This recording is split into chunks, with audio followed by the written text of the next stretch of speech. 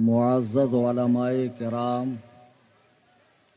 حاضرین بزم، السلام علیکم ورحمۃ اللہ وبرکاتہ۔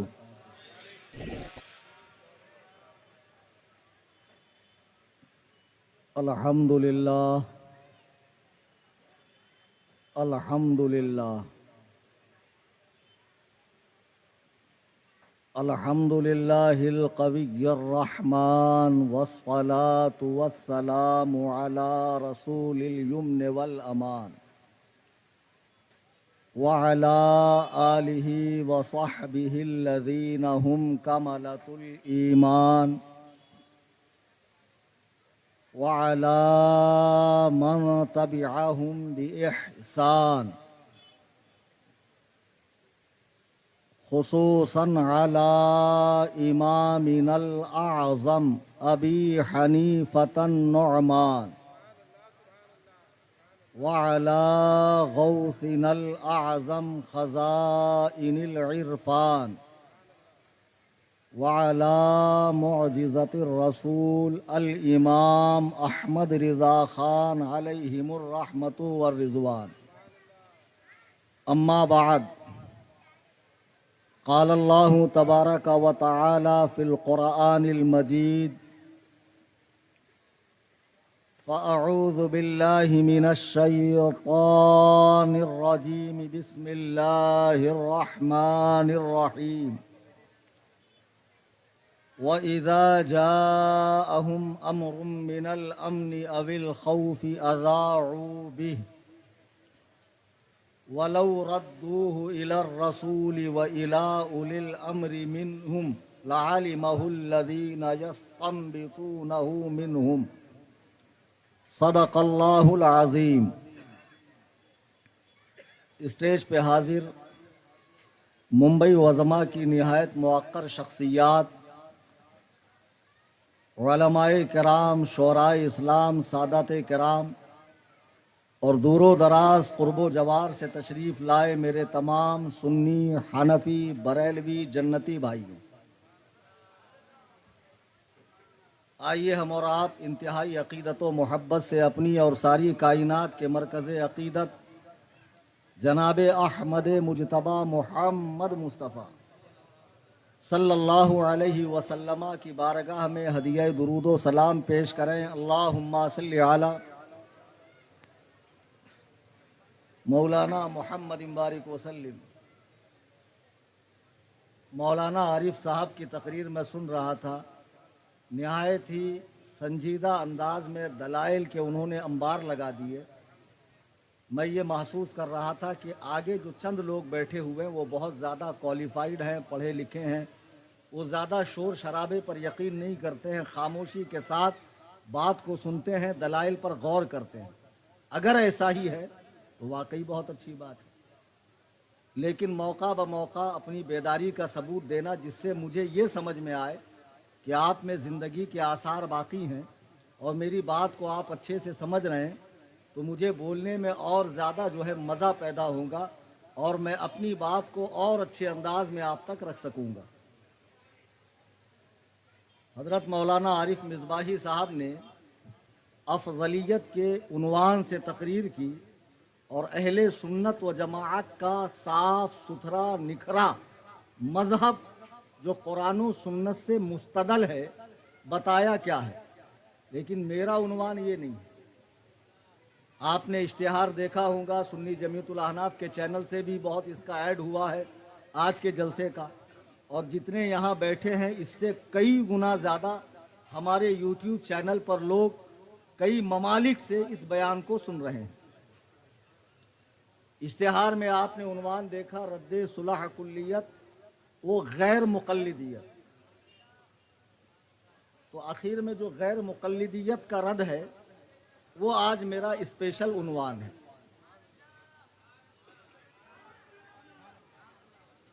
میں نے اسی مناسبت سے آیت کریمہ پڑھی۔ میں چاہوں گا جتنی دیر میری بات ہو رہی ہے آپ ذہن حاضر رکھ کر، ممبئی میں رہنے والے لوگ ہیں اور جب ٹیکنالوجی آسمان کی بلندیوں کو چھو رہی ہے اس دور میں آپ جی رہے ہیں، تو اس دور میں آپ کو بھی حساس ہونا چاہیے، ایکسپرٹ ہونا چاہیے اور دلائل کے ہتھیار سے لیس ہونا چاہیے کہ کوئی بھی باطل فرقہ آپ کے سامنے ٹک نہ سکے۔ میں چاہوں گا کہ آج کی جو میری گفتگو ہے اس سے کم از کم آپ اتنا سیکھ کر جائیں کہ کتنا بھی بڑے سے بڑا، سڑے سے سڑا غیر مقلد ہو، کتنا ہی عمل بالحدیث کا دعویٰ کرنے والا ہو اور قرآن و سنت کا متبع ہو، وہ آپ کے سامنے چند منٹ بھی نہ ٹک سکے۔ تو تیاری ہے مناظر بننے کی؟ تقریریں بہت ہوتی ہے، اصل میں مقرر نہیں ہوں، میں ہوں مناظر آدمی، لیکن لوگوں نے تاریخیں لے لے کے مجھے بھی بہرحال مقرر بنا ہی دیا ہے۔ تو آج کی تقریر کچھ اس انداز میں ہوگی کہ آج ممبئی کی سرزمین پہ ویسے تو کئی سارے فرقے ہیں، لیکن دو فرقے جو بہت آزاد طبیعت کے ہیں، آزاد ذہن کے ہیں اور خواہش نفسانی کی پیروی کرنے والے ہیں، اور اپنی رائے کو وہ حدیث و قرآن کا نام دیتے ہیں، اپنی رائے کو حدیث و قرآن کا نام دیتے ہیں۔ اور میں جانتا ہوں جہاں میں تقریر کر رہا ہوں اس کے چاروں جانب وہ لوگ موجود ہیں، میری بات کو سن رہے ہیں اور آن لائن بھی بغور سن رہے ہیں کہ ہمارے بارے میں آخر کیا بولا جانے والا ہے۔ تو جو ابھی نئے جڑے ہیں غیر مقلدین سے، اہل ہدایت سے، میں ان سے گزارش کروں گا کہ تقریر کو آپ اس حساب سے مت سنیے کہ آپ کو ٹون کیا جا رہا ہے، ٹارچر کیا جا رہا ہے، آپ کی تذلیل ہو رہی ہے۔ اللہ کی قسم اس بزم میں کسی کی تذلیل مقصود نہیں ہے، بلکہ ہمارا مقصود ہے اصلاح۔ جو لوگ تحقیق کے نام پر اہل سنت و جماعت کو چھوڑ کر دیگر فرقوں میں جا رہے ہیں، میں ان سے گزارش کروں گا کہ اپنی تحقیق پر نظر ثانی کریں اور دیکھیں کہ جس طرف آپ جا رہے ہیں ان کا ماضی کیا ہے، حال کیا ہے اور ان کا بھیانک انجام کیا ہے۔ ایک جماعت ممبئی کی سرزمین پر، ویسے تو دو جماعتیں ایک بہت قلیل مقدار میں ہے، ایک ہے اہل قرآن والے اور ایک ہے اہل حدیث والے۔ تو جو کچھ پائے جاتے ہیں وہ اہل حدیث ہیں اور انہی کے بڑے بھائی ہیں اہل قرآن۔ تو ان حضرات کا یہ دعویٰ ہے، جیسے اہل قرآن دعویٰ کرتے ہیں کہ ہم محدثین کی بات کو نہیں مانتے جنہوں نے رسول اللہ کے اقوال کو، افعال کو، تقریر کو، تحریر کو، نشست و برخاست کو، غزوات کو، آپ کی خلوت کو، جلوت کو حدیث کی کتابوں میں لکھا ہے، اس مبارک جماعت کو کیا کہا جاتا ہے؟ محدثین۔ آپ کو بیچ میں بولنا ہے تبھی آپ مناظر بنیں گے۔ وہ مبارک جماعت جس نے رسول اللہ علیہ السلام کے اقوال کو ضبط تحریر میں لایا، کتابی شکل دی، اس مبارک جماعت کو محدثین کہا جاتا ہے۔ تو ہم لوگ جو 14ویں صدی میں پیدا ہوئے، نبی کے زمانے سے ہزاروں سال کے بعد، آج ہمارے پاس دین کی تحقیق کا کوئی ذریعہ نہیں ہے، ہم خاموشی کے ساتھ ان بڑوں کی بات کو مان لیتے ہیں۔ پھر ایک طبقہ یہ ہوا کہ جو حدیث کو تو مان رہا ہے، محدثین کی بات کو، لیکن مجتہدین کی بات کو نہیں مانتا۔ وہ کہتا ہے جیسے اہل قرآن محدثین کی رائے کو، ان کے اقوال کی تحقیق کرتے ہیں، ویسے ہی ہم بھی مجتہدین کے اقوال کو، ان کے مسائل کو، ان کے فقہی مذہب کی تحقیق کرتے ہیں، غلط کو غلط اور صحیح کو صحیح کہتے ہیں۔ ہم لوگوں کی جماعت تحقیق والی جماعت ہے۔ آج کی نشست میں یہ دیکھنا ہے کہ اس دور میں حدیث و قرآن اور دین کی تحقیق کی گنجائش ہے؟ کیا خیال ہے آپ کا؟ آج کے دور میں حدیث، قرآن اور دین کی تحقیق کی گنجائش ہے یا تحقیق مکمل ہو چکی ہے، عمل کرنا ہے؟ میں نے سورہ نساء کی آیت نمبر 83 پڑھی ہے، اور جتنے غیر مقلدین سن رہے ہیں اصلاح کی نیت سے سنیں، اس لیے کہ مقصود ہے اس بزم میں اصلاح مفاسد۔ نشتر جو لگاتا ہے وہ دشمن نہیں ہوتا۔ ڈاکٹر اگر چیر پھاڑ کرتا ہے تو بھلے کے لیے کرتا ہے، بھلے تھوڑی دیر کی تکلیف ہو رہی ہے، لیکن یہ تھوڑی دیر کی تکلیف آپ کو ہمیشہ کا آرام پہنچائے گی۔ آپ کو کہیں تکلیف ہوگی، لیکن خدا ہوں تمہارا بھلا۔ پڑی آیت کو سنیں اور اسی پر پوری تقریر ہے، جتنی دیر موقع مل جائے۔ اللہ فرما رہا ہے وَإِذَا جَاءَهُمْ أَمْرٌ مِّنَ الْأَمْنِ أَوِ الْخَوْفِ أَذَاعُوا بِهِ جب تمہارے پاس کوئی خبر آئے ڈر والی، خوشی والی، اطمینان والی، تو اس خبر کو کہاں لے کر جاؤ؟ ایک فرقہ کہتا ہم خدا کے سوا کسی کی نہیں مانیں گے، کلام اللہ کو مانیں گے، حدیث کو نہیں مانیں گے۔ حدیث محدثین نے جمع کی ہے، 300 سال بعد جمع ہوئی ہے، حدیث کو ہم نہیں مانیں گے۔ قرآن کہہ رہا وَلَوْ رَدُّوهُ إِلَى الرَّسُولِ، جب کوئی بات آئے تو رسول کے پاس لے کر جاؤ۔ وَإِلَىٰ أُولِي الْأَمْرِ مِنْهُمْ، اور جو تم میں علماء ہیں، فقہا ہیں، مجتہدین ہیں، اہل استنباط ہیں، اہل اجتہاد ہیں، ان کے پاس لے کر جاؤ۔ پھر فرمایا لَعَلِمَهُ الَّذِينَ يَسْتَنبِطُونَهُ مِنْهُمْ، تو بعد میں جو لوگ یہ کاوش کرتے ہیں اور مسئلے کی صحیح تحقیق پیش کرتے ہیں، اہل استنباط، قرآن کریم نے صاف ارشاد فرما دیا کہ دین کے معاملے میں رائے دینے کا حق، تحقیق کرنے کا حق، کسی بھی مسئلے کو ثابت کرنے کا حق، یہ صرف اور صرف 2 ہستیوں کے پاس ہے۔ کتنی ہستیوں کے پاس؟ آج کچھ لوگ اپنی اوقات سے زیادہ بڑھ کر پاجامے سے باہر نکل کر یہ حق محدثین اور فقہا سے چھیننا چاہتے ہیں۔ قرآن کریم کی روشنی میں سنیے کہ دین کی تحقیق کا حق صرف اور صرف اللہ تعالیٰ نے 2 ہستیوں کو دیا ہے۔ ارشاد فرمایا وَلَوْ رَدُّوهُ إِلَى الرَّسُولِ، جب کوئی خبر آئے تو رسول کے پاس لے جاؤ۔ وَإِلَىٰ أُولِي الْأَمْرِ مِنْهُمْ، جو تم میں امر والے ہیں، فقہا ہیں، ان کے پاس لے کر جاؤ۔ معلوم پڑا کہ اللہ تعالیٰ نے صاف فرما دیا لوگوں سے کہ جو مسئلہ جس فن کا ہو اس کے پاس رجوع کرو۔ خدا کی قسم ایمانداری سے بتاؤ، سونا اور چاندی کی تحقیق اگر مٹی کے برتن بنانے والا کرے تو آپ اسے قبول کریں گے؟ ڈاکٹری نسخہ چپل سینے والا اگر لکھ کر دینے لگے تو آپ اس کے نسخے پر عمل کرو گے؟ اگر عمارت سازی کا کام کوئی مولوی کرے تو آپ کہیں گے حضرت فتویٰ دینا آپ کا کام ہے، دین سکھانا ہے، یہ سارا اسٹیٹمنٹ دینا آپ کا کام نہیں ہے۔ معلوم پڑا کہ جو مسئلہ جیسا ہوگا اس فیلڈ کے ماہرین سے رجوع کیا جائے گا۔ ایسے ہی قرآن نے بتایا مسئلہ اگر دین کا ہو تو اہل اجتہاد سے، فقہا سے، ان سے رجوع کرو، نا اہلوں کے پاس مت جاؤ۔ درود پاک پڑھیں اللہم صلی علی۔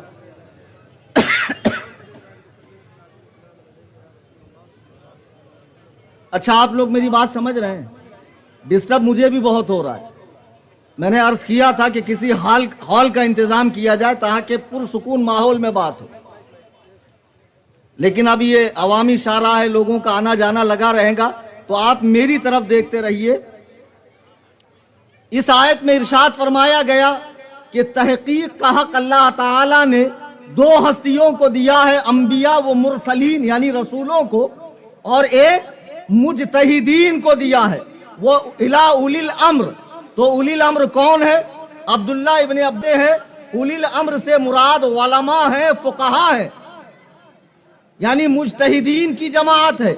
تو ان دونوں ہستیوں کو دین کی تحقیق کا حق دیا گیا ہے۔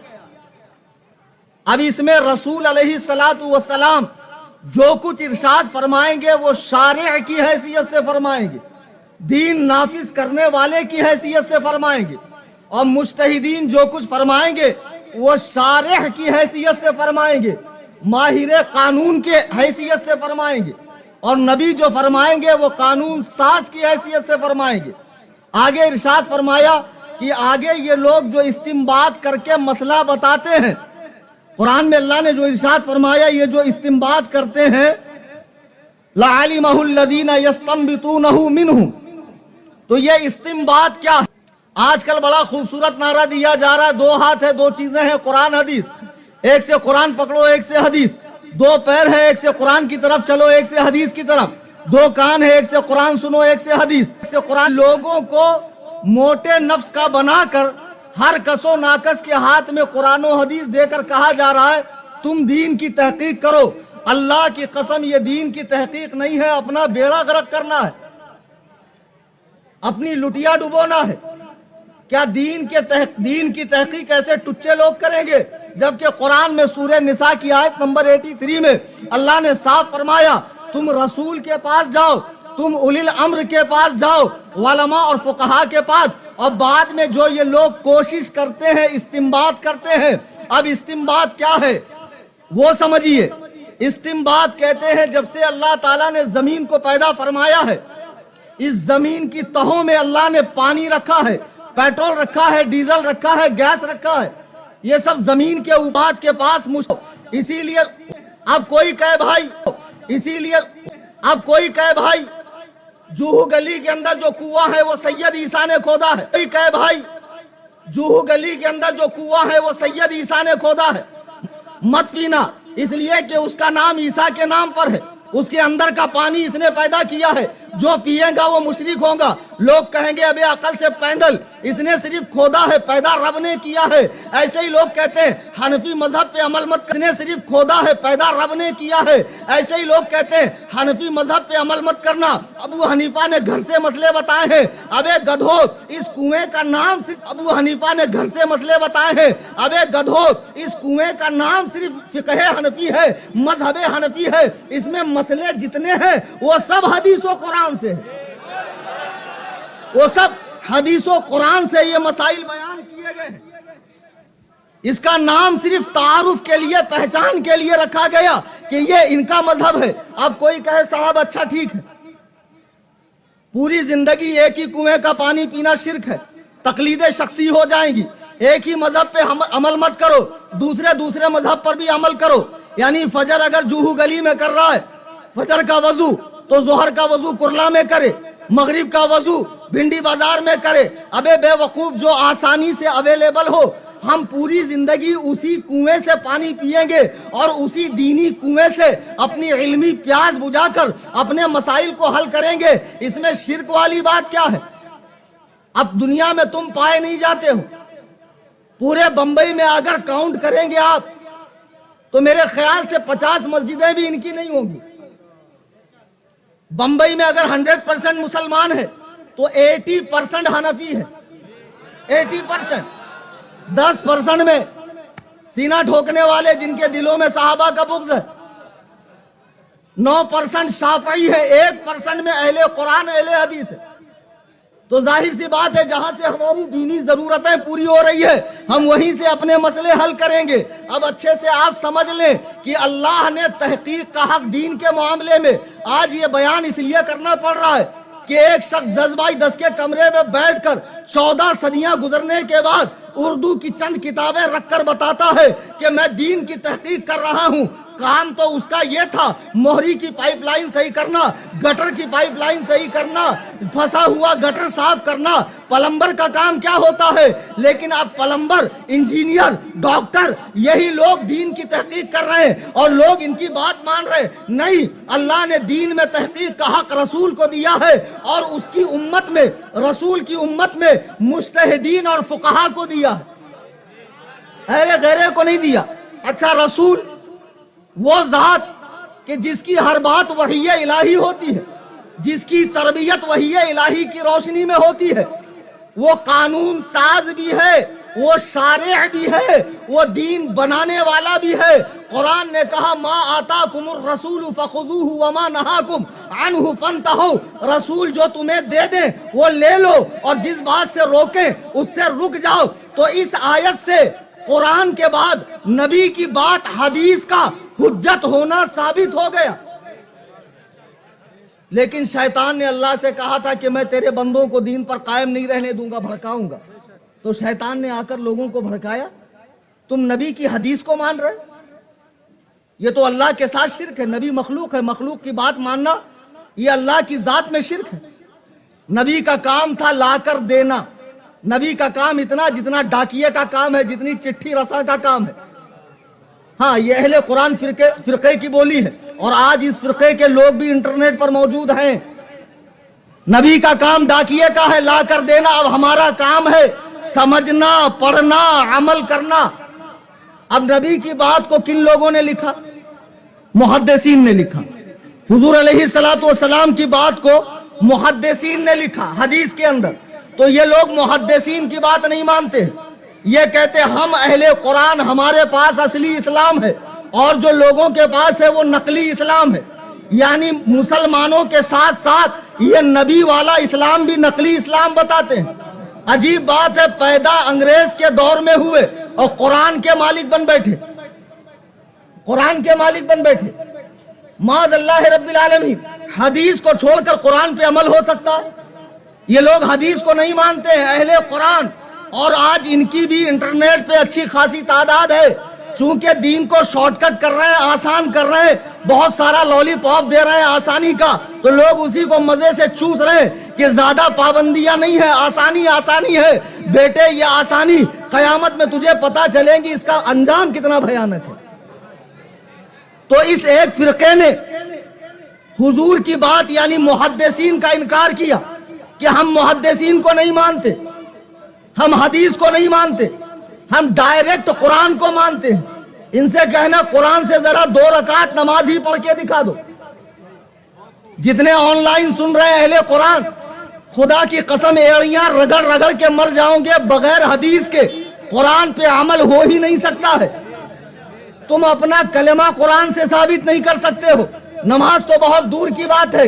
یہ وہ لوگ ہیں جو اصل میں دین کے دشمن ہیں. انہوں نے اپنا خوبصورت نام رکھ لیا اہل قرآن، قرآن والے. نام بڑا اچھا رکھتے ہیں، پڑھے نہ لکھے نام محمد فاضل. پھر ان کے بعد ان کے چھوٹے بھائی آئے اہل حدیث. یہ طبقہ کس سے الجھا؟ اہل قرآن کا، محدثین سے.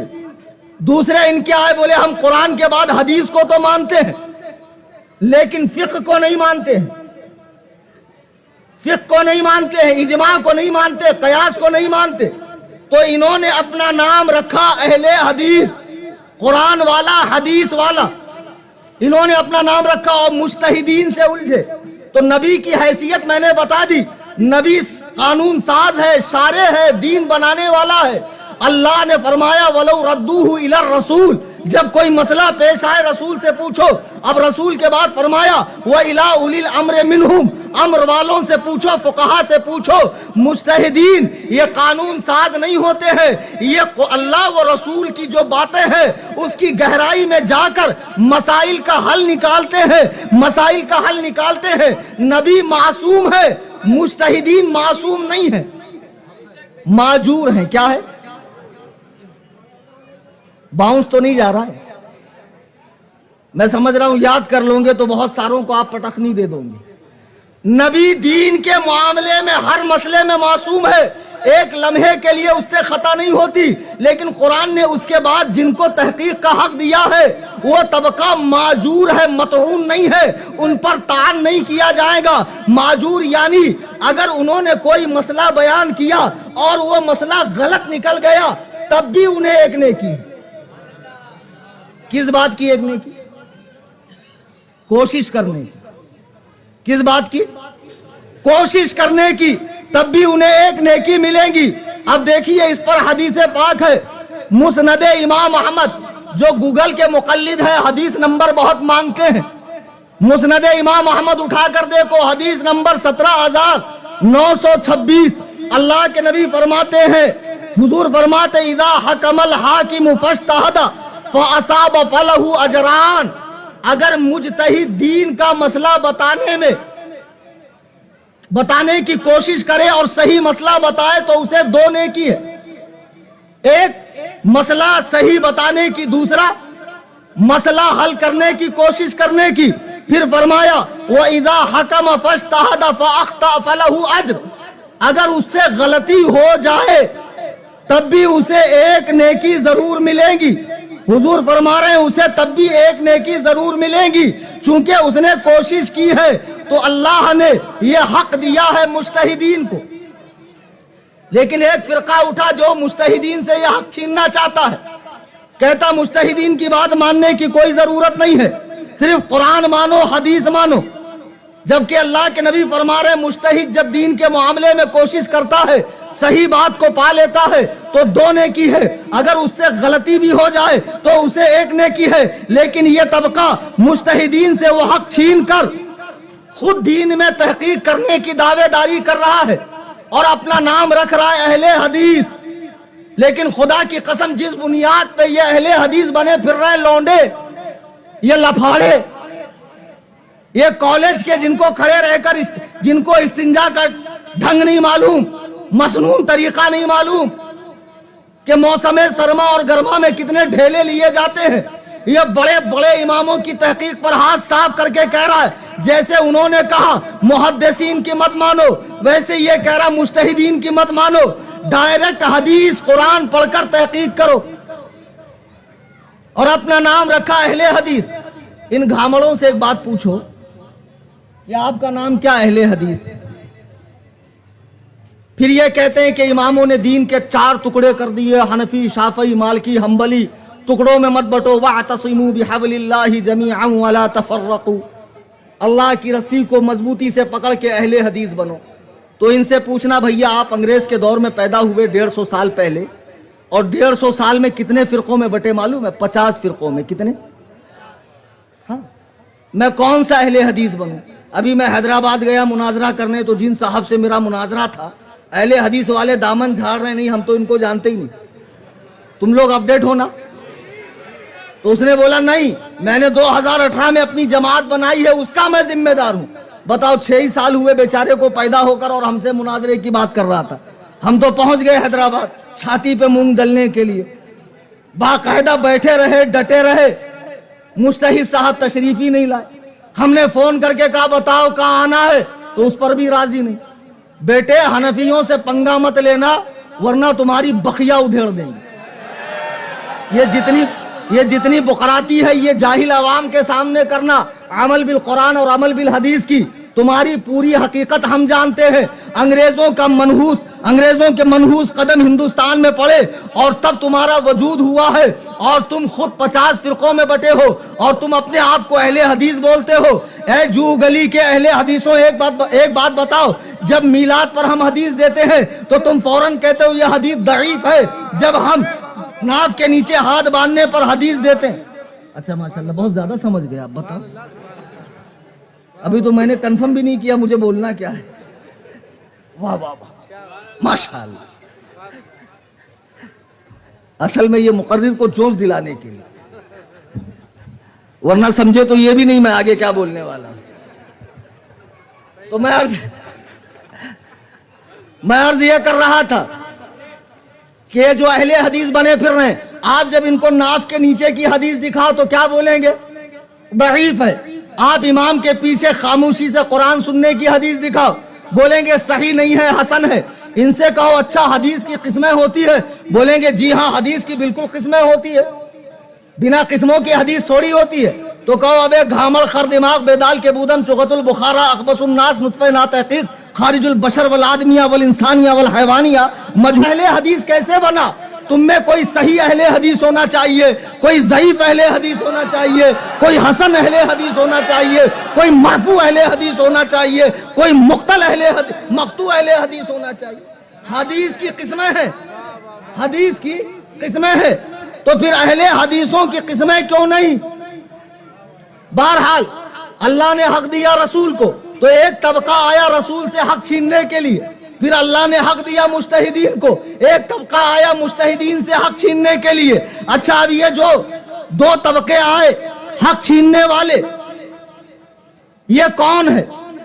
صحیح بخاری حدیث نوٹ کر لو 59 نمبر، اور جو نمبر میں بتا رہا ہوں وہ اسلام 360 جہاں سے یہ بیچارے دین سیکھتے ہیں، گوگل کے مقلد۔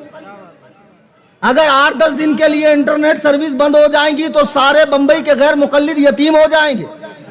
ان کا جو کچھ بھی ہے وہ سارا انٹرنیٹ کے اوپر ٹکا ہوا ہے، ان کا جو کچھ ہے وہ سارا کے سارا انٹرنیٹ پہ ٹکا ہوا ہے۔ اللہ کے نبی علیہ السلام سے ایک صحابی نے پوچھا ہے اللہ کے رسول قیامت کب آئیں گی؟ بخاری شریف حدیث نمبر 59۔ ایک صحابی نے پوچھا اللہ کے رسول قیامت کب آئیں گی؟ تو حضور نے فرمایا جب امانتوں کو ضائع کر دیا جائے۔ تو اس نے کہا یا رسول اللہ امانتوں کے ضائع ہونے کا مطلب کیا ہے؟ سنو، آمنہ کے لال ارشاد فرما رہے ہیں اذا وسد الامر الى غیر اہلہ فانتظر الساعہ، جب کوئی کام جو اچھا ہو نااہل کرنے لگے تو قیامت قریب ہے۔ اللہ کی قسم حضور کے اس ارشاد نے ایسی عالمگیر حقیقت کو کھول دیا جسے ہم ماتھے کی آنکھوں سے دیکھ رہے ہیں. یعنی ڈاکٹر کا کام حجام نہیں کر سکتا, حجام کا کام موچی نہیں کر سکتا, موچی کا کام سنار نہیں کر سکتا, سنار کا کام مولوی نہیں کر سکتا. یعنی جس کا جو کام ہے وہ کام کرے. اب جب نااہل اس طرح دین میں تحقیق کرنے لگیں گے تو حضور فرماتے ہیں قیامت کا انتظار کرو کہ قیامت قریب ہے. اب ہم تو دیکھ رہے ہیں کہ دین مدون ہو چکا, مذاہب بن چکے, اب بس عمل کرنا ہے. روٹیاں پکی ہے کھا لو. کچھ لوگوں کے پیٹ میں مروڑ اڑ گئی, کہا نہیں ہم ان کے مسئلوں کو نہیں مانیں گے, تحقیق کریں گے اور تحقیق کر کر ہم صحیح کو صحیح اور غلط کو غلط بتائیں گے. ایک بڑا خوبصورت نعرہ دیتے ہیں اہل حدیث, کیا ائمہ مجتہدین معصوم تھے؟ بتائیے. میں نے شروع میں کہا نا معذور تھے, معصوم نہیں. کہا اس لیے ہم ان کے مسئلوں کی تحقیق کرتے ہیں. اہل قرآن کہتے ہیں محدثین معصوم تھے؟ نہیں. اس لیے ہم ان کے مسئلوں کی تحقیق کرتے ہیں, اس لیے کہ وہ معصوم نہیں تھے. ان کی غلطی کو غلط اور ان کے صحیح کو صحیح ہم بتائیں گے. بات تو 16 آنے صحیح ہے کہ محدثین بھی معصوم نہیں اور مجتہدین بھی معصوم نہیں, لیکن بات ادھوری ہے. بات ادھوری ہے. اگر محدثین معصوم نہیں تو کیا اہل قرآن معصوم ہے؟ نہیں سمجھے. اگر مجتہدین امام اعظم ابو حنیفہ معصوم نہیں تو کیا یہ بمبئی کا لونڈا لفاڑا جس کو اردو تک لکھنی نہیں آتی ہے, میرے گھر کے وائی فائی میں لکھا تھا سنی لائن پڑھ رہا گدو الذی سنی لیون, بتاؤ جس کو پڑھنا نہیں آتا ہے یہ بے وقوف وہ 1400 سال پرانی ہستیوں سے لڑ رہا ہے, کہتا وہ معصوم نہیں. ابے وہ معصوم نہیں ہے تو کون سا معصوم ہے؟ لڑائی معصوم غیر معصوم کی نہیں ہے.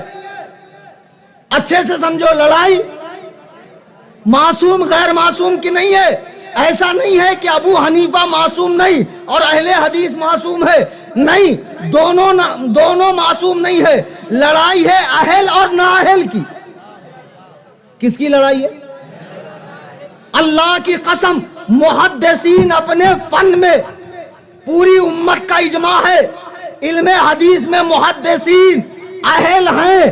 آج کے دور کے اہل قرآن کتنے بڑے ادیب ہوں, مصنف ہوں, بلیغ ہوں, فصیح ہوں, کتنے ہی زیادہ علم رکھنے والے ہوں, چاہے وہ اسلم جیراج پوری ہو, عبداللہ چکڑالوی ہو, یا پھر غلام پرویز ہو, یا جاوید احمد غامدی ہو, یا شیخ محمد ہو, کتنے ہی قابل ہو, لیکن فن حدیث میں ابھی یہ چون کا مربع ہے, یہ اہل نہیں ہے.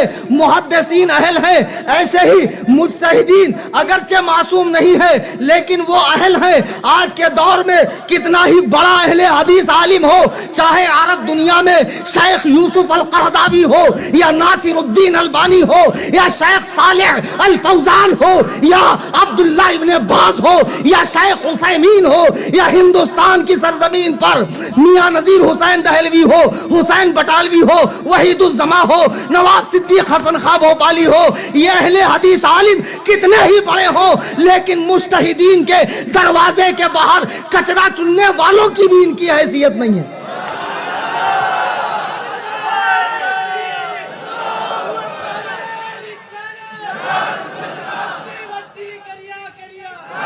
بھائی ٹائم کم. جوہو گلی کے اہل حدیثوں پہچان لو, کلیم حنفی رضوی. 15 منٹ کے ڈسٹنس پہ رہتا ہوں, 15 منٹ کے ڈسٹنس پہ. جانے کے بعد مناظرہ آئے تو بلا لینا. Most welcome for. ہاں نعرے مت لگا بھائی, ٹائم بہت کم ہے.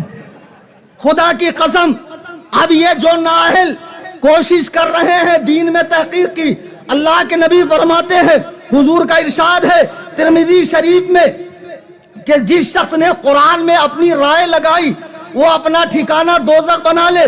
پھر حضور نے فرمایا جس نے قرآن میں اپنی رائے لگائی اگر وہ درست بات کو پا بھی لے گا, نااہل ہے تو درست بات کو پا لے گا تب بھی وہ گنہگار ہے. اگر مجتہد سے خطا ہو جائے تب بھی اسے سوا. 4 مذہب ہیں, سب کے طریقے الگ الگ ہیں, چاروں مجتہد مطلق ہیں, چاروں کے مقلدین کو ان کے مذہب پر عمل کرنے کا ثواب ملے گا. آج کے دور میں دین کی تحقیق نہیں ہو سکتی ہے. جو یہ نااہلوں کا گروہ دین کی تحقیق کے نام پر گندگی کرتا پھر رہا ہے، خدا کی قسم یہ گندگی برداشت نہیں ہے. حضرت ابو ہریرہ کہتے ہیں اللہ کے نبی نے ارشاد فرمایا 3 چیزیں نجات دینے والی ہیں، 3 چیزیں ہلاک کرنے والی ہیں. مشکات کی حدیث ہے، حضور نے فرمایا کھلے اور چھپے ہر حال میں اللہ سے ڈرنا، خوشی ہو یا ناراضگی ہر حال میں حق بات کہنا، امیری ہو یا فقیری ہر حال میں میانہ روی اختیار کرنا. پھر حضور نے فرمایا 3 چیزیں برباد کرنے والی ہے. ایک، اپنی خواہش نفس پر چلنا، اپنی خواہش نفس پہ چلنا، کنجوسی کرنا اور اپنی رائے پر اترانا. اور سب سے زیادہ خطرناک اپنی رائے پہ اترانا ہے. بتاؤ یار، اچھا خاصا سنی تھا یہاں پان پٹی پر بیٹھ کے لوگوں کو پان کھلاتا تھا، پوچھ پوچھ کے چونا لگاتا تھا کتنا لگاؤ. سعودیہ جا کر بہت بڑا علامہ بن گیا، یہ جھاپک جھوا داڑا، یہ ماتھے پر شامی کباب، وہاں سے تشریف لایا اتنے بڑے فیٹ العلوم کے ساتھ. ہم نے سعودیہ میں نہیں دیکھا. اچھا تو سعودیہ 1,24,000 کم و بیش نبی میں سے کسی نبی کا نام ہے کہ اللہ کی جانب سے اتری ہوئی کسی کتاب کا نام ہے یا چاروں مذاہب میں سے کسی مذہب کا نام ہے؟ کیا ہے وہ سعودیہ؟ ہم نے سعودیہ میں نہیں دیکھا. اور یہ گھامڑ تحقیق کر رہا ہے کہ ابو حنیفہ نے فلاں مسئلہ ایسا بتایا، فلاں مسئلہ ایسا بتایا. جوہو گلی کے غیر مقلدوں، ایک مناظرہ ہو ہی جائے. کیا خیال؟ اینی ٹائم تیاری رہتا ہوں میں مناظرے کے لیے، اتنا زیادہ مناظرہ آتا کبھی کبھی میں سوچتا ہوں یار جلدی نکل جائے تو اچھا. نکلتا ہی نہیں، لوگ آتے ہی نہیں. بلا لیتے. بزنس کلاس کا ٹکٹ لے کے حیدرآباد میں پہنچا. آپ لوگوں نے دیکھا نا یوٹیوب پہ ویڈیو، کتنا من تھا میرا مناظرہ کرنے کا، پتہ ہے کم بخت مارا آیا ہی نہیں، دلندر اعظم. بہرحال تو اب دیکھو نبی علیہ الصلوۃ والسلام، قرآن کریم نے صاف فرمایا دین میں تحقیق رسول کو، اور رسول کی امت میں کس کو؟ مجتہدین کو. اور مجتہدین نے جو اصول بتائے ہیں قیامت تک ان کے مذہب کے بڑے علماء ان کے اصولوں کی روشنی میں مسئلہ حل کریں گے. تو حقیقت میں یہ مسئلہ انہی کا بتایا ہوا ہے. اچھے سے سمجھ گئے؟ اب لوگ کہتے ہیں آپ تو اندھی تقلید کر رہے ہیں، ابو حنیفہ سے باہر ہی نہیں نکلتے. ابے گدھے، ہم اندھے ہیں اس لیے تقلید کر رہے ہیں. ہم اندھے، لیکن ہمارا جو ڈرائیور ہے بس کا وہ آنکھ والا ہے، اور وہ ہم کو ہر کھائی سے، ہر کھڈے سے، ہر خطرے سے بچا کر منزل مقصود تک لے جاتا ہے. اور جن کی تم تقلید کر رہے ہو وہ ڈرائیور بھی اندھا، تم بھی اندھے، اور تم سب کا ٹھکانہ جہنم سے ایک اسٹاپ پہلے. اچھا آج ایک مسئلہ حل کر کے میں اٹھوں گا انشاءاللہ، بڑا مزہ آئے گا. باتیں تو بہت کرنی تھی لیکن اتنے وقت میں گنجائش نہیں ہے، وقت اتنی اجازت نہیں دے رہا ہے. آج کل غیر مقلدین رفع یدین کے مسئلے میں ہاتھ اٹھانے میں، رکوع میں جاتے، رکوع سے اٹھتے اور تیسری رکعت کے بہت ہلہ مچاتے. شیخ عبد القادر جیلانی رفع یدین کرتے تھے، کرتے ہوں گے تو کیا ہوا؟ شیخ عبد القادر جیلانی غوث پاک رفع یدین کرتے تھے تو کرتے ہوں گے.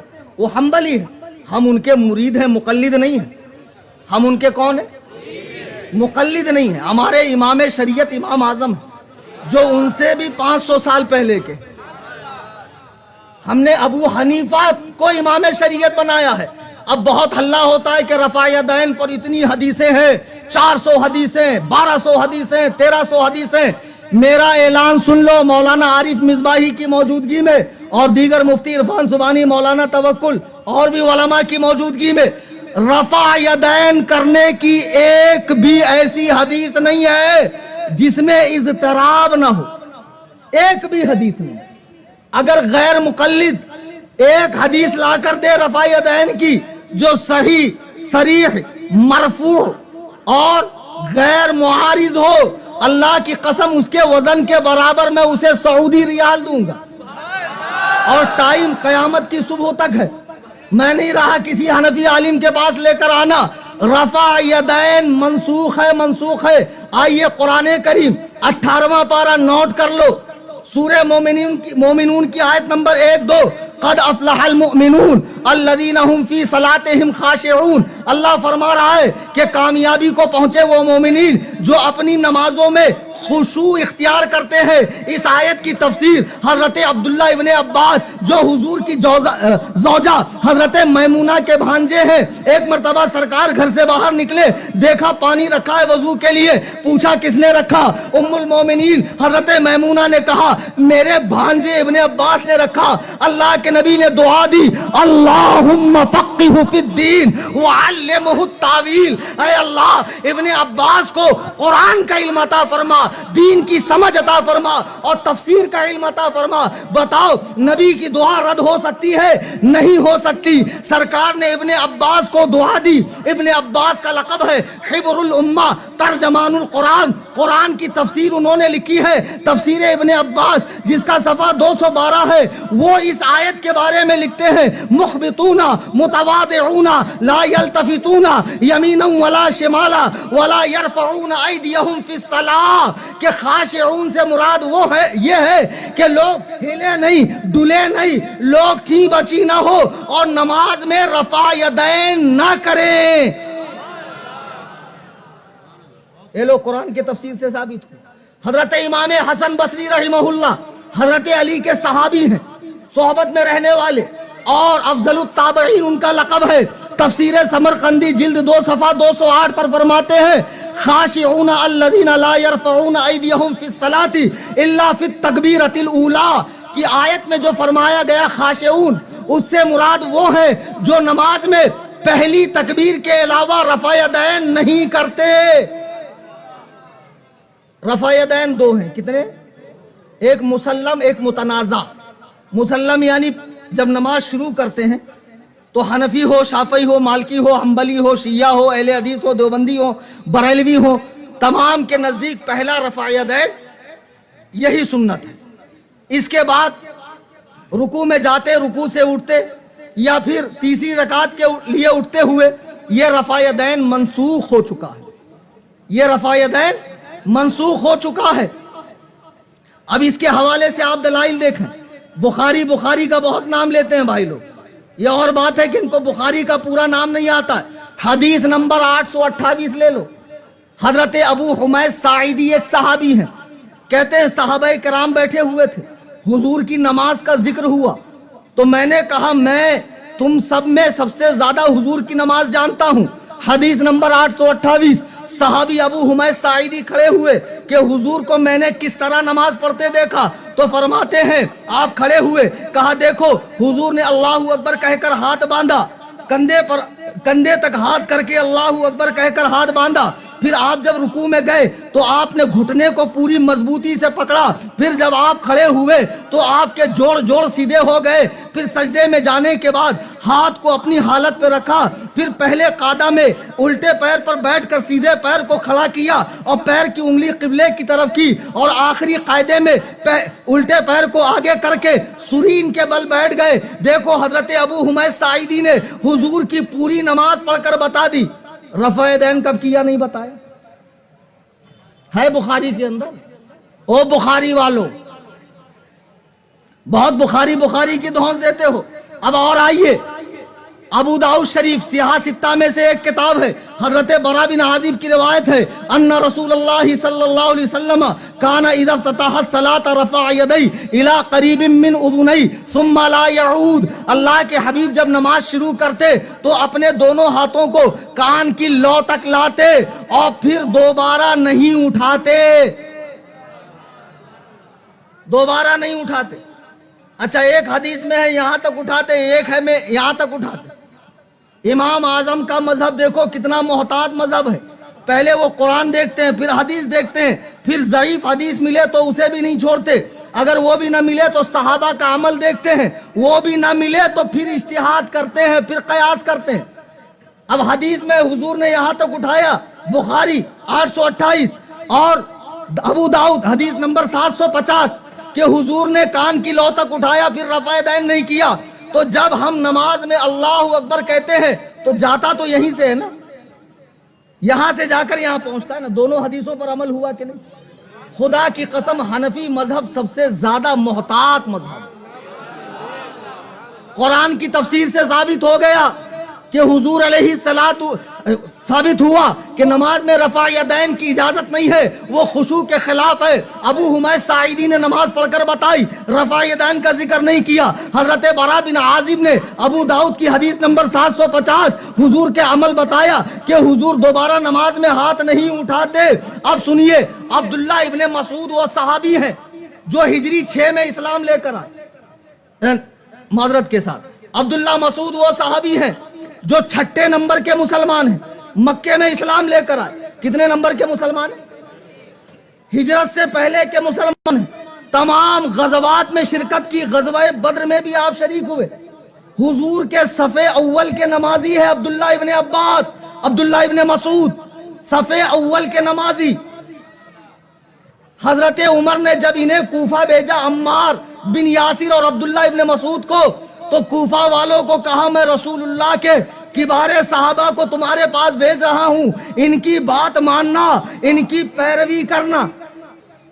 حضرت عمر فرما رہے ہیں عبداللہ ابن مسعود کبار صحابہ میں سے ہیں، سرکار نے 4 صحابہ سے قرآن سیکھنے کا حکم دیا، ان میں ایک نام عبداللہ ابن مسعود کا بھی ہے۔ اب آئیے ترمذی شریف حدیث نمبر 257، حضرت عبداللہ ابن عباس فرماتے ہیں، حضرت عبداللہ ابن مسعود فرماتے ہیں الا اصلی بکم صلاۃ رسول اللہ صلی اللہ علیہ وسلم، کیا میں تمہیں حضور کی طرح نماز پڑھ کر نہ بتاؤں جس طرح حضور پڑھتے تھے؟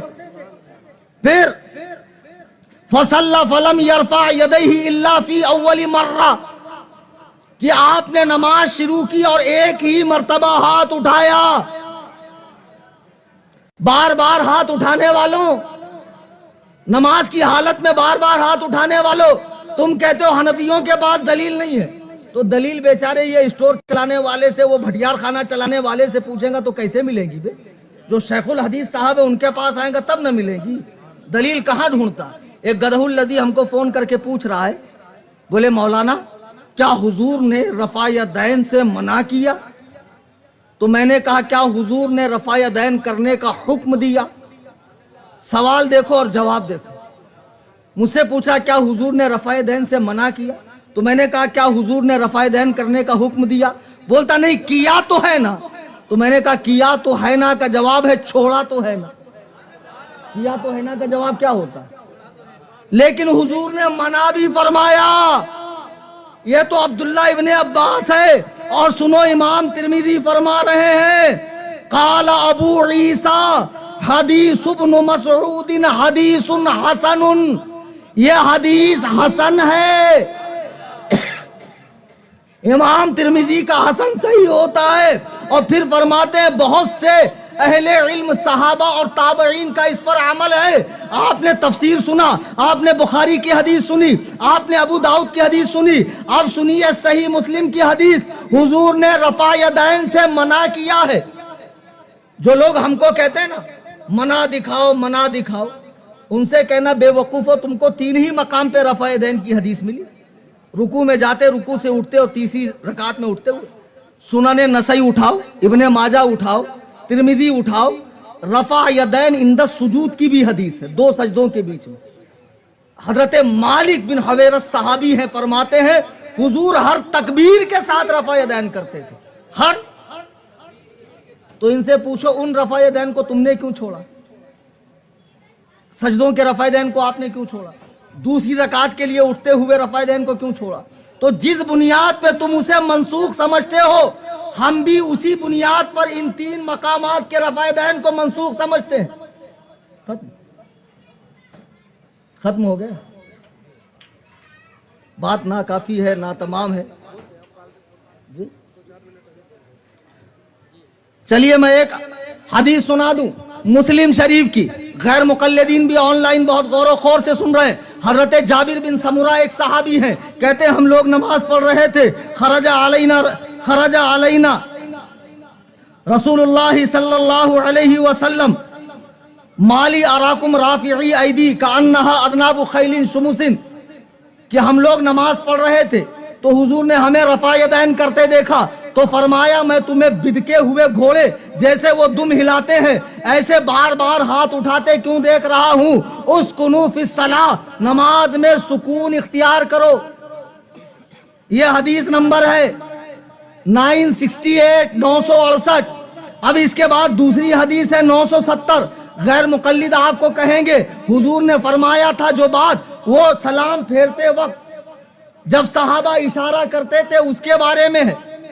صحابہ کا ایک مزاج تھا جب وہ السلام علیکم ورحمت اللہ کہتے تو ہاتھ اٹھا کر سلام کرتے، تو وہ حدیث دوسری ہے، اس کا حدیث نمبر ہے 970۔ اس کے راوی بھی حضرت جابر بن سمرہ ہے، وہ کہتے ہیں ہم لوگ رسول اللہ صلی اللہ علیہ وسلم کے ساتھ نماز پڑھ رہے تھے تو حضور نے ہمیں ہاتھ اٹھاتے دیکھا تو فرمایا علام تؤمنون بایدیکم کانھا اذناب خیل شمس، میں تمہیں ہاتھ سے اشارہ کرتے دیکھ رہا ہوں، چپ چاپ اپنے ہاتھوں کو اپنے رانوں پر رکھو، یعنی ہاتھ اٹھانے سے منع کیا۔